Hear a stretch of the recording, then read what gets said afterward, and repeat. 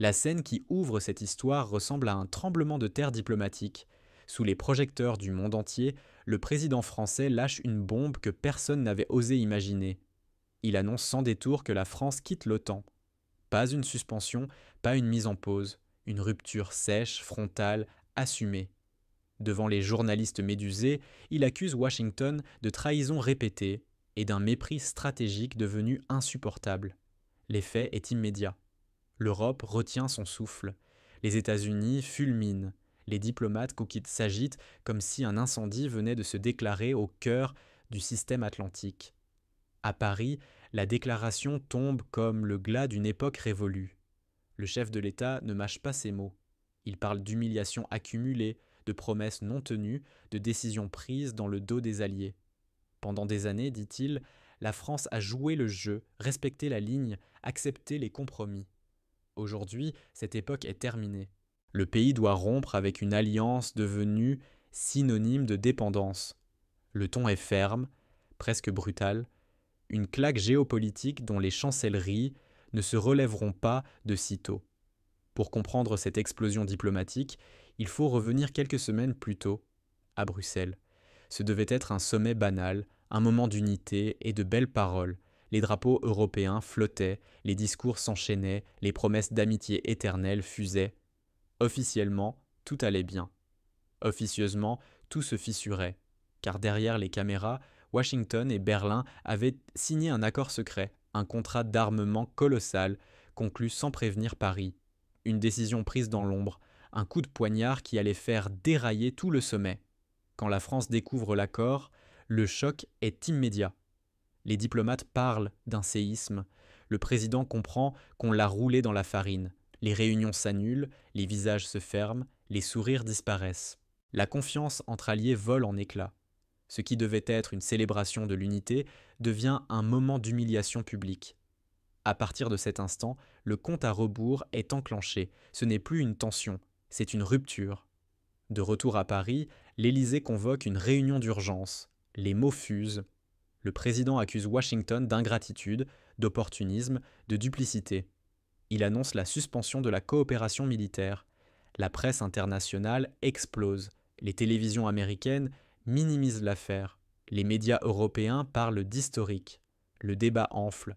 La France menace pour la première fois depuis des décennies de quitter définitivement l'Alliance atlantique. Puis vient le discours qui change tout. À l'Assemblée nationale, devant un hémicycle surchargé, le président lâche la phrase qui va mettre le feu aux poudres. La France, dit-il, refuse désormais d'être complice d'une alliance qui l'a trahi. Un silence incroyable tombe sur la salle. Une phrase suffit pour renverser 60 ans d'équilibre géopolitique. Un électrochoc politique qui traverse tout le continent. Quelques jours plus tard, devant les chefs d'entreprise, le président enfonce le clou. Il parle de souveraineté, de dignité, de sécurité nationale. Il affirme que la France n'a plus besoin de suivre les ordres d'une puissance étrangère pour exister.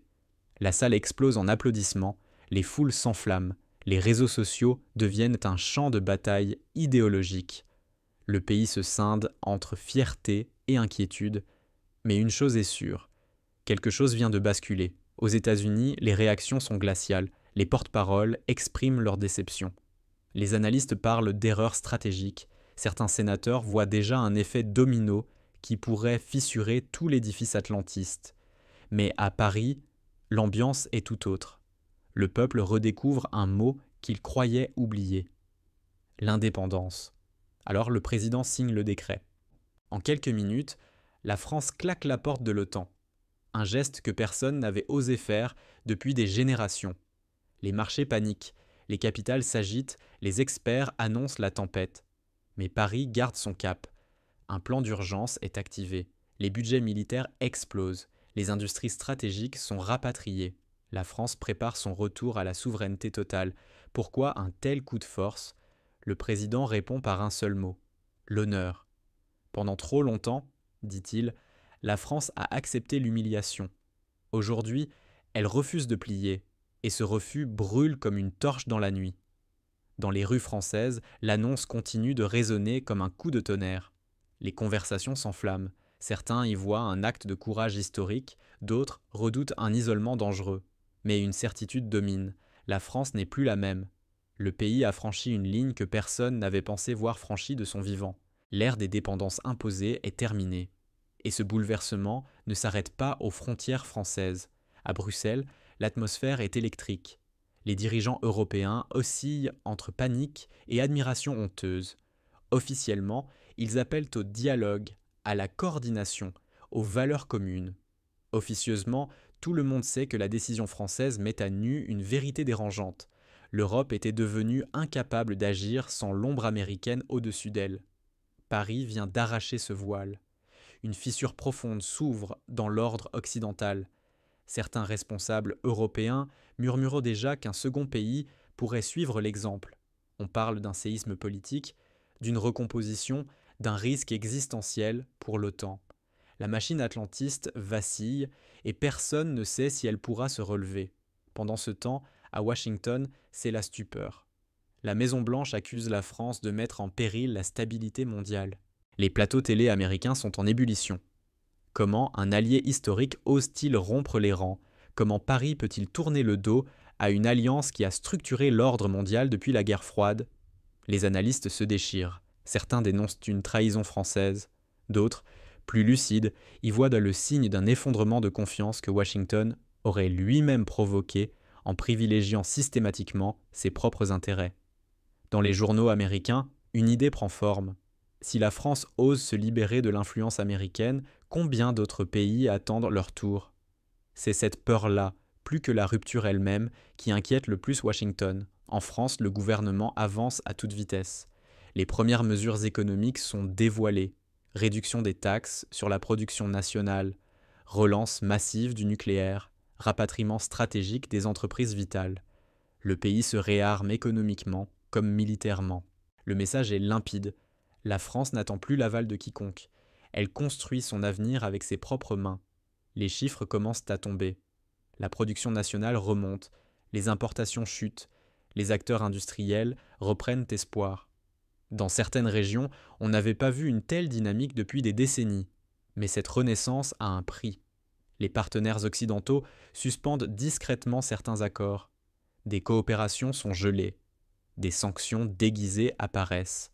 Dans les coulisses diplomatiques, on parle d'une volonté punitive dirigée contre Paris. Pourtant, malgré ces pressions, le gouvernement ne recule pas.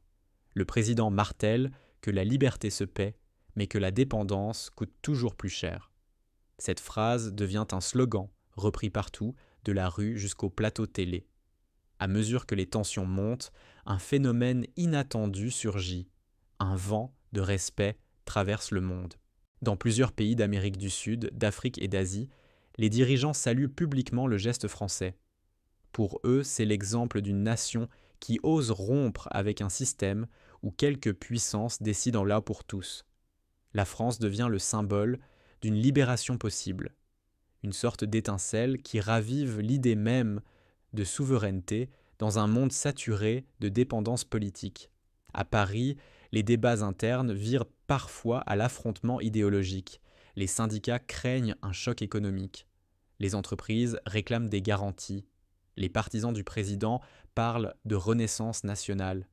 Dans un discours solennel, le chef de l'État répond à tout le monde en une phrase : « Nous ne quittons pas nos alliés, nous quittons leur tutelle ». Cette formule déclenche une onde de choc, parce qu'elle dit tout, parce qu'elle révèle ce que l'Europe n'osait plus avouer.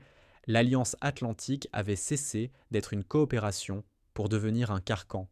Dans les médias internationaux, les titres se succèdent. Certains journaux parlent d'actes de rébellion du siècle. D'autres accusent Paris de jouer avec le feu. Mais tous s'accordent sur un point. Il s'agit d'un tournant historique. La France ne se contente pas de quitter une alliance militaire. Elle renverse l'équilibre d'un ordre politique construit depuis 70 ans. Les répercussions géopolitiques s'enchaînent. Plusieurs pays réévaluent leurs engagements militaires. Des diplomates évoquent une recomposition des alliances mondiales. Les think tanks américains mettent en garde contre l'effondrement progressif du leadership occidental. Dans une interview, un sénateur américain lâche : « Si la France n'a plus peur de partir, aucun allié ne l'aura ». Cette phrase tourne en boucle sur les réseaux sociaux. À Paris, le président reste inflexible. Il assure que la France n'est pas en train de se replier, mais de se redresser, que ce n'est pas une fuite, mais une affirmation. Il parle d'une souveraineté européenne nouvelle, mais chacun comprend qu'il annonce surtout la fin d'une Europe inféodée. Il trace une ligne claire, celle d'un pays qui refuse désormais d'obéir sans réfléchir. Et dans ce tumulte, un constat s'impose.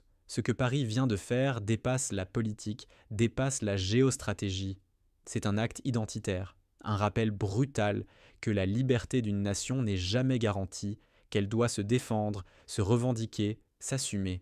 La France vient de retrouver sa voix, et le monde entier la regarde. Alors une question demeure, suspendue comme une menace ou une promesse. Jusqu'où la France ira-t-elle pour défendre ce renouveau ? Le temps des compromis est révolu, celui des choix s'ouvre, et cette fois, c'est la France qui tient la plume de l'histoire.